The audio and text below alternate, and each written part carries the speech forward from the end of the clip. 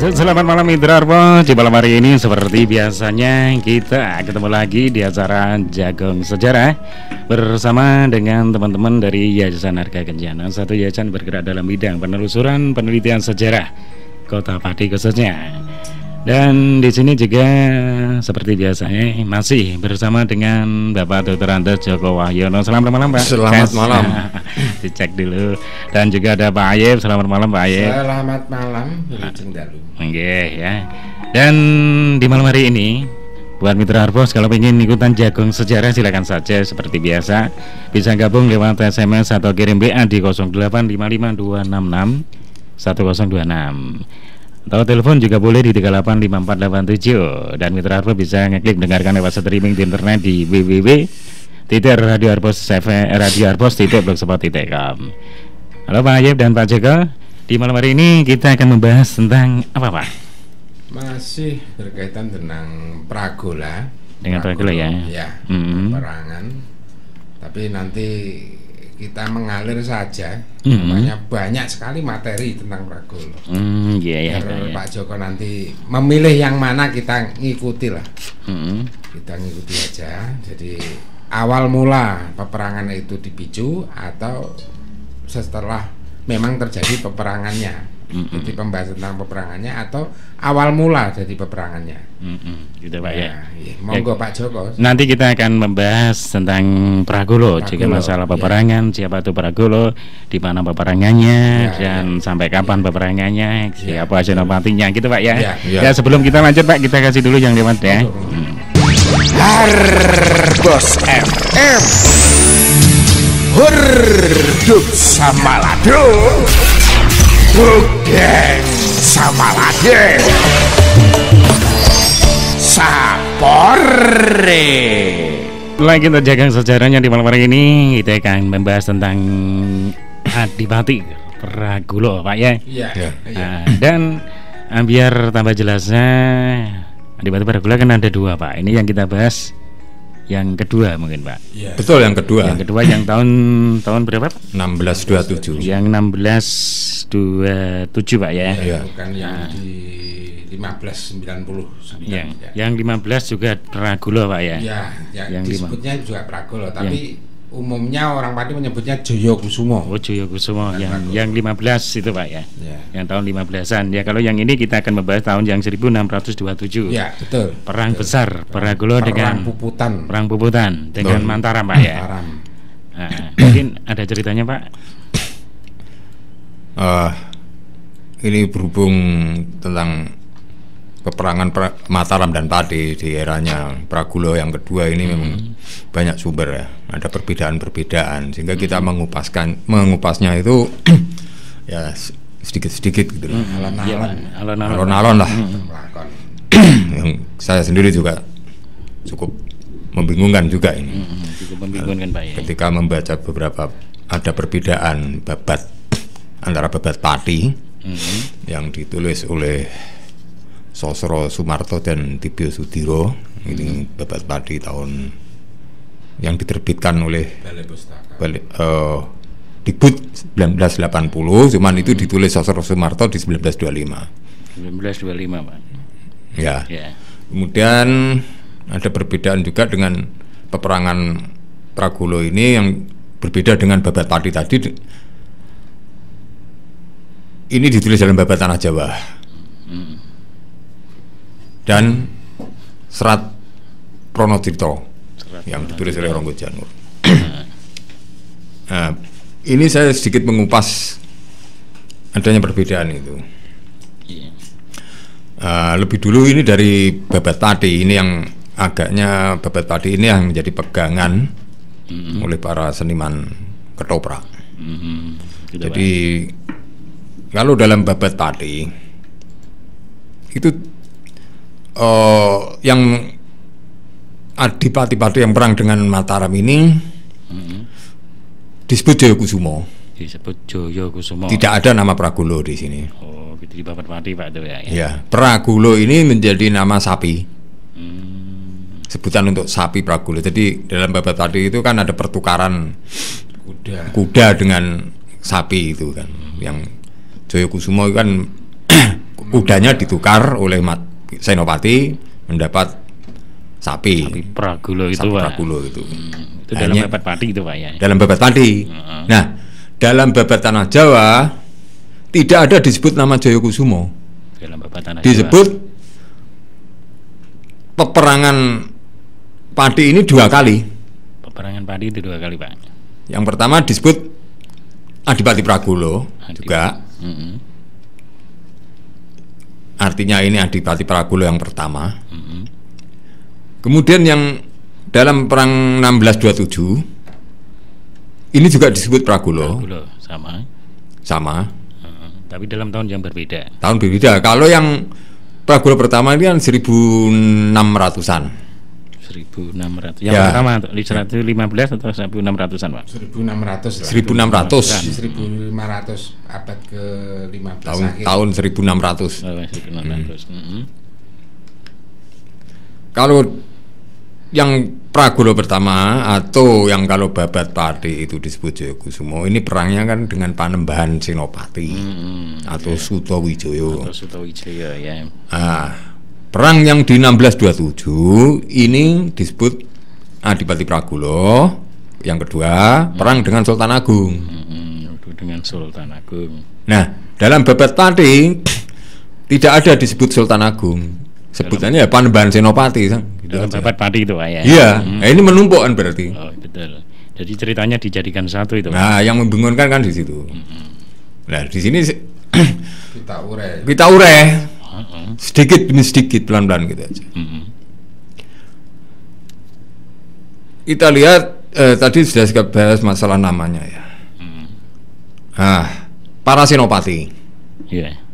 Kalau dalam babat padi hanya ditulis sekitar 6 Senopati. 6 Ada Senopati. Patih Sumerjo, Yang di padi itu, Pak ya.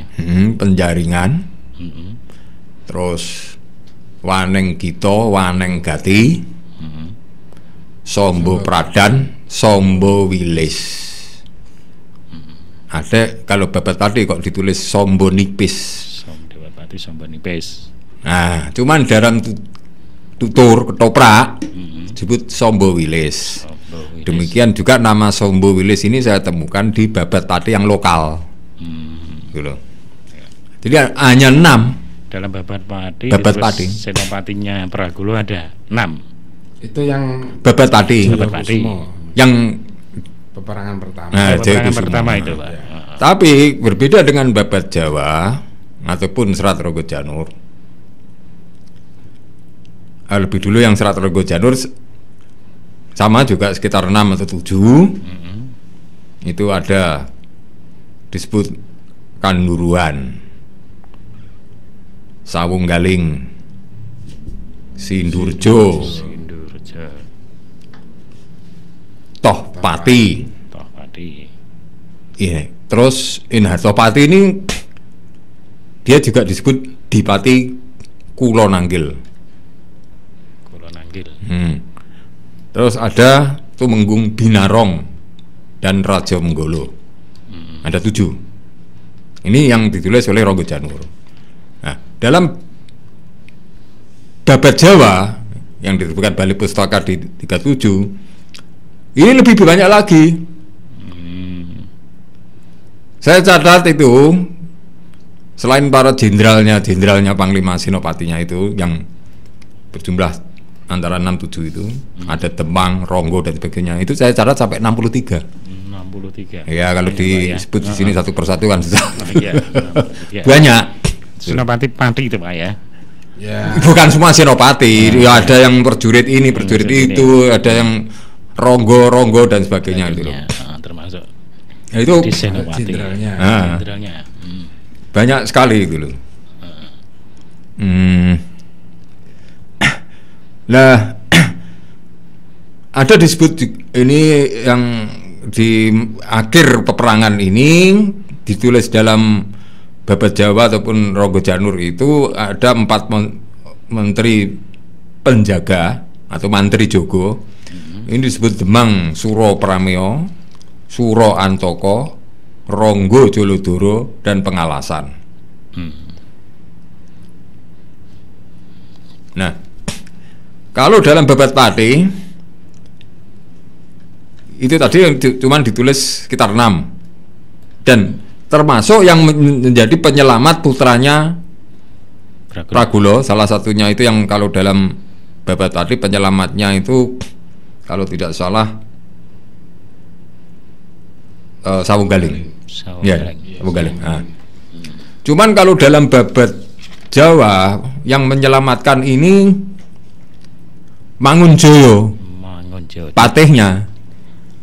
Dalam babat Jawa itu. Babat Jawa patih Pragulo ini disebut Mangunjoyo, tapi kalau dalam babat tadi Patih Jayakusuma itu disebut Patih Sumerjo. Perbedaannya di situ. Tapi yang menyelamatkan putranya Jayakusuma itu Sawunggaling. Kalau dalam babat Jawa yang menyelamatkan itu Mangunjoyo. Patih. Nah, perbedaannya itu. Ada perbedaannya tuh. Dan juga jumlah. Nah, ini sekarang masalah peperangannya. Ini Pragulo 2 Pak ya, masih Pak ya. Ya Pragulo 2. Ini perbandingan gitu. Perbandingan ya. Oke. Kalau dalam babat pati disebut peperangan ini antara Mataram Pati ini antara Jayakusuma dengan Panembahan Senopati itu duel. Dua orang. Kemudian prajuritnya suruh nonton. Dalam babat pati. Aduh kasetan gitu Pak ya. Iya, yang ditulis 1625 tadi. Peperangannya ditulis itu di Pati. Jadi Mataram menyerbu Pati. Duel, perangnya duel. Lokasinya ditulis itu di dekat Sani. Di dekat Sani. Nah, kematian Jayakusuma ya di situ. Nah, dalam peperangan yang ditulis dalam babat pati itu Jayakusuma membuka Kerewojo, kan dia punya Kerewojo. Untuk Kusuma itu Pak. Ya, itu dia membuka Kerewojo. Lah disinilah kelemahannya, sehingga akhirnya Jayakusuma bisa dibunuh oleh Panembahan Senopati pakai tombak Kiai Blaret. Itu yang tertulis dalam babat pati. Nah, berbeda dengan yang ditulis Ronggo Janur dan babat Jawa. Perangnya ini ribuan prajurit. Di Pati diserang 3 jurusan. Perang besar itu Pak. Perang besar. Diserang dari sebelah timur. Kemudian yang dari selatan dan dari barat. Dari Kepung Pak ya. Kepung. Ya. Dan pada peperangan pertama ini yang dari selatan kalah. Barulah setelah itu ketika serangan dari barat dan timur, ya inilah Pragulo, Adipati Pragulo ini dalam tulisan babat Jawa ini yang membunuh itu bukan Sultan Agung, bukan dengan tangan sendiri Sultan Agung. Kalau babat pati tadi kan ditulis dibunuh dengan tangan sendiri oleh Panembahan Senopati. Kalau babat Jawa atau Serat Ronggo Janur menulisnya ini dibunuh oleh Noyodermo. Seorang pengawal, kasarane iku ya pengawal pribadinya Sultan Agung, Bayangkari semacam itu. Noyodermo diberikan tombak Kiai Baru untuk maju dalam peperangan. Nah, ketika duel antara Noyodermo dengan Pragulo ini, ketika pada suatu titik Sultan Agung kemudian menabuh gong, ini pertanda supaya Noyodermo menancapkan tombaknya ke dada Pragulo. Ceritanya bikin gitu. Nah, makanya terus Pragulo ditusuk oleh Noyodermo dengan tombak Kiai Baru. Berbeda babat pati menyebutnya Kiai Pleret. Dari dalam babat Kiai Baru. Kiai Baru. Nah, lantas Pragulo mati di situ. Ada perbedaan di situ. Pak. Nah, masalah tombak. Kiai Baru ini dikenal dalam kisah Mangir ini ya Kiai yang dimaksud ya baru kelinding atau baru cuping itu. Baru kelinding. Artinya ini tombak yang tombaknya Mangir. Sama enggak dengan Kiai Pleret, Pak? Beda. Beda. Beda. Ya? Lebih Kalau Kiai Pleret ini dalam Babat Jawa ditulis ini yang membunuh penangsang. Oh iya. Yang digunakan untuk membunuh penangsang. Oleh Perbedaannya itu. Wijaya Panembahan Senopati. Nah, kenapa kok Babat Jawa menulisnya ada perbedaan itu? Dibunuh dengan tombak yang baru punyanya Mangir. Ini kan kayak ono pertanda gitu loh. Ada apa? Ada apa? Kaitannya dengan Mangir? Gitu.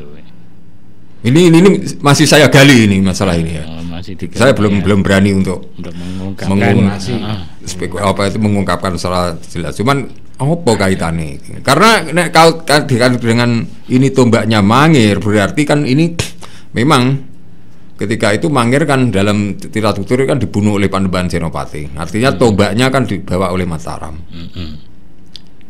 Dan siapa istri Mangir? Pembayun. Adalah Pembayun. Putranya Senopati sendiri. Panembahan Senopati dari istri Waskita Jawi. Jawi yang dari Pati. Putri Penjawi. Dari Putri Penjawi. Ya. Apakah ada kaitannya? Nah itu mungkin ada hubungannya di situ kali, Pak ya. Mungkin itu petunjuk awal.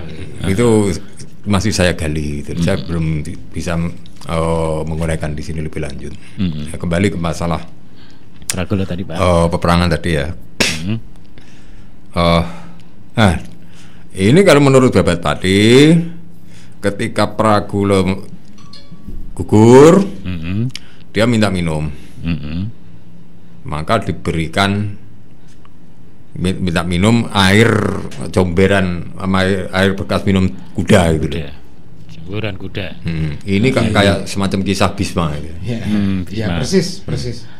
Jadi ketika Bisma gugur itu, Pak. ketika itu Palagan. kan Pragola meminta air minum. kemudian oleh prajurit Mataram diberikan air, tapi dilarang oleh Sultan Agung, jangan. Senopati, ini cerita Babat Pati, Babat Pati, Panembahan Senopati. Itu ya. Karena ini tidak ada ditulis dalam Babat Jawa, tidak ada. Tidak ada, Pak. Tidak ada. Ini Babat Pati yang menuliskan gitu. Jadi kayaknya ini ceritanya kan dramatisir gitu loh tentang kematian Pragulo. Berbeda jauh, Pak, itu, Pak ya. Berbeda jauh ya. Baik peperangan Jayakusumo yang di Prambanan, yang pertama maupun itu, Pak, perangnya Pragulo ini, Mataram Nyerupati, tidak ada kisah Jayakusumo itu minum banyu comberan tidak ada. Jadi ini cerita, meskipun cerita ini tampaknya itu mengambil dari kisah kematian gugurnya Bisma dalam perang. Ini tendensius. Bisa kamu lihat ini seakan-akan ini mengangkat Pragulo, seakan-akan kematiannya itu semacam Bisma, jadi sebagai semacam pahlawan diagungkan begitu. Tapi sisi lain, ya kayak merendahkan. Dan lagi pula peperangannya itu ya juga lucu. Kalau di dalam Babat itu diserang dari 3 jurusan dan korbannya begitu banyak.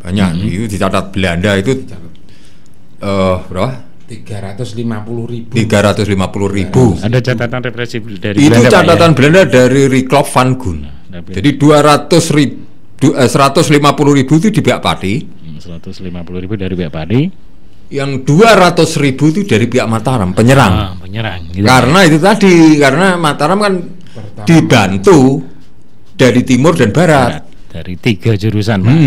Gitu ya. Serat total berarti 350.000 dari kedua belah pihak. Dengan jumlah kematian segitu itu kan cukup lama. Tentu itu, peperangannya cukup lama. 1 hari 2 hari gitu, Pak. Tidak, bulanan. Berbulan-bulanan, Pak, gitu. ya. Itu dari catatan dari Belanda, Pak, ya.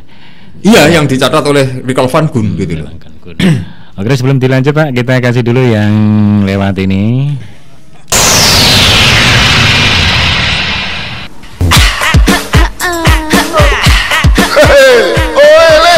102,6 Harbos FM tetap Bandar Dangdut Kota Pati. Enak sekali. So, kita lanjut lagi untuk jagung sejarahnya di malam hari ini. Dan buat mitra Arpo yang pengen gabung silakan saja bisa ikutan kirim SMS atau kirim BA di 08 55 266 1026 atau mau telepon juga boleh di 3854887 ya. Ya seru sekali di malam hari ini kita membahas tentang perang Pragulo Pak ya. Pragulo yang kedua ini Pak ya. Mungkin bisa dikisahkan Pak awal mula kenapa dari Pati sendiri ada konflik dengan Mataram Pak. Oh, bentar. Ini saya ingin mengupas dulu masalah sebab akibatnya perang itu nanti Pak ya. Nanti agak panjang. Ini itu. Ya, ini masih terkait nanti keberadaan Mataram, kekalahan Mataram. Jadi dalam peperangan itu Mataram kalah dulu loh. Ya, kita lanjutkan lagi yang gitu perangnya ya. tadi Pak ya. Dan posisinya di Sengkal Sewu loh. Posisinya di Sengkal Sewu. Tapi sebelum saya bahas itu ada keraguan tentang kematian Pragulo tadi. Ya. Ini diragukan oleh orang Belanda ya, Rico van Gun yang menuliskan data kematian 350.000 orang tadi ya. Rico van Gun menulis bahwa luka perang Pragulo, jadi lukanya Pragulo cuma sedikit. Oh gitu Pak ya. Sehingga Van Gun meragukan tentang kematian Pragulo. Pragulo itu yang kena tombak itu dalam babat. Kalau dalam babat tadi kan diceritakan kena tombak. Mbah baru itu. Sama-sama. Baik yang diceritakan babat Pati maupun babat Jawa sama gitu. Tapi ada referensi lain dari Belanda. Kalau kenapa kok Belanda dari pihak Van Gun tadi menceritakan bahwa lukanya cuma sedikit? Luka sing ora fatal jadi. Tidak fatal. Artinya tidak sampai mati, cuman sampai gugur Pak ya. Dalam dongeng cerita tadi itu kan kematiannya demikian dahsyat itu loh. Gugur mati. Dan tewasnya itu di Sani. Sehingga kemudian dikultuskan di Sani itu menjadi makamnya Pragulo itu. Sehingga terus menjadi dilema juga di mana sesungguhnya makam Pragulo. Sebagian cerita umum yang mengatakan di Gunung Pati. Terus dalam catatan Belanda gimana Pak? Mungkin ceritanya? Ya itu tadi ya, cuman mencatat bahwa Pragulo cuman luka sedikit. Ada kemungkinan tidak mati. Tapi kemungkinan juga kalau itu dia katakan itu luka sedikit, kemudian tertangkap, ditawan, mungkin ditawan oleh Mataram. Karena dalam babat Pati ada ditulis bahwa Panembahan Senopati kemudian menugaskan Hulu Balangnya setelah disareke di Sani nanti supaya diboyong jasadnya dibawa ke Mataram. Itu dalam babat Pati Pak. Jadi ini yang perlu saya gali tentang keberadaan Pragulo ini, tentang kematiannya. Kalau melihat masalah ya ini dongeng ya, kesaktian orang Jawa itu kan ada ora tedas tapak paluning pandi gitu. Kalau cuman luka mimis saja kok tidak bisa gugur Pak ya. Makanya itu kok didongengkan itu tombak, dengan tombak kematiannya. Mungkin yang kena tombak itu senopati yang lain. Nah itu loh, bisa saja itu. Apakah itu Adipati Kulonangkil? Karena dialah satu-satunya para tumenggungnya senopatinya Pati itu yang pakai gelar Dipati itu cuman Haryoto Pati. Kadipatannya Pak? Itu disebut Dipati Kulonangkil. Ini apa salah catatan ya? Mungkin salah catatan ya, mungkin Kuto. Ada yang nyebut itu Kuto Nangkil atau Bupati Kuto Projo. Wali kota lah. Kuto Projo atau wali kota Pak. Kayak semacam DKI, semacam Surabaya gitu. Atau yang terbunuh ini yang didongengkan ditulis dalam babat Pati adalah Toh Pati itu. Ya memang beliau adalah Adipati juga Pak ya. Iya, Adipati Kuto Projo Pati ya. Dan yang unik lagi itu ada peperangan sing mengandung unsur rada lucu Mas. Ini Pak Joko itu yang kayak Smackdown kayak adu kasekten kemudian penjaringan terus lari. Oh iya. Itu lucu juga itu. Ini ya betul. Jadi dalam babat pati setelah gugurnya Pragulo, ini kemudian kan tinggal tersisa ada Sutowaning Gito, Wanenggati, Penjaringan, nah dan Topati itu. Cuman aneh kematiannya itu. Kalau Waneng Gito misalnya itu dia ketika ditanya oleh Panembahan Senopati supaya takluk itu takluk dan disuruh jadi prajurit Mataram, dia prajurit Pati ini tidak mau, menolak, saya pengen mati saja. Nah isane aku mati misalnya Waneng Gito menyebut aku iso mati kudu diseruduk sapi. Sing Waneng Gito salah itu menyebut aku iso mati dijegur kitong. Ada yang begitu. Ada lagi sing Topati itu aku iso mati dijegurno jurang apa piye gitu loh. Banyak lah. Agak lupa saya. Jadi terus Penjaringan. Nah, ini lucu lagi kayak Penjaringan ini. Gimana itu, Pak?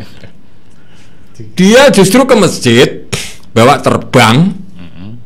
Di situ dia terbangan sama apa uro-uro gandangan gitu. Ketika ditanya, "Lho, kamu di sini?" "Ya aku ora melu perang, aku ning masjid, aku pengen arep ning Mekah munggah kaji." Tapi ketika dibuka pakaiannya ada luka perang, loh, pokoknya melu perang ini kok. Tapi akhirnya oleh Panembahan Senopati dia ditunjuk apa itu menjadi Dipati-Pati menggantikan Jayakusumo. Hanya dalam kronologi Bupati-Pati ini kok Penjaringan ini ditulis menggantikan Pragulo II. Nah ini yang agak beda. Tentunya Penjaringan diposisikan setelah Jayakusumo, artinya di awal 1601 lah, bukan di bawah 1627. Keluarnya di situ. Beda tahun, Pak. Iya. Beda masa. Karena Penjaringan ini kan menantunya Penjawi. Itu berarti Pragulo I itu, Pak. Iya, Pragulo I. Bukan di posisi di bawahnya Pragulo II. Kekeliarnya di situ catatan Pemda Pati itu. Perlu dirubah itu. Dalam babat Pati itu, Pak ya. Iya. Gitu, Pak ya. Perbedaannya itu. Ya, tadi itulah kematian para senopati Pati itu ya agak janggal, dan penulisan tentang kematian Pragulo di Tombak ini kan kalau seakan-akan kan dilebih-lebihkan, didramatisir. Ini kan untuk membuat dongeng kepahlawanan Mataram dengan rajanya yang bisa membunuh Dipati-Pati. Kalau dalam babat Jawa, Raja Mataram Sultan Agung tidak turun tangan sendiri, cukup menyuruh anak buahnya saja yang bisa ngatasi gitu. Pragulo, dianggap kecil gitu loh, mengecilkan arti apa itu kesaktian Raja apa itu Pati. Pragulo Pati, ya. Dan Belanda sendiri mencatat bahwa Pragulo ini raja, bukan Dipati. Raja Pati. Memang catatan Rikol van Gun, Pati ini mandiri, memang memberontak, merajakan diri, mengangkat diri sebagai raja, gitu. Memang begitu. Bukan Adipati, Pak ya. Ya kalau sebelum itu memang Dipati, gitu loh. Terus cuman ketika kenapa diserang itu karena merajakan diri. Gitu, Pak. Jadi cerita tentang pembunuhan Pragulo, matinya Pragulo dengan tombak itu agaknya itu dramatisasi kepahlawanan Mataram saja. Ini kan tidak beda dengan kematian Penangsang gitu, yang dibunuh oleh Sutowijaya yang masih kecil, dibunuh dengan tombak barat tadi. Naik kuda itu, Pak. Gitu ya. Nyaris sama kan? Tapi dalam catatan Belanda memang ditulis banyak korban, Pak ya. 350.000 totalnya. Berarti perangnya itu besar, Pak. Besar sekali, dan Pati jadi dikepung oleh 3 jurusan. 3 jurusan, tidak seperti dongeng babat Pati duel 1 lawan 1. Satu lawan 1. Kan aneh ini.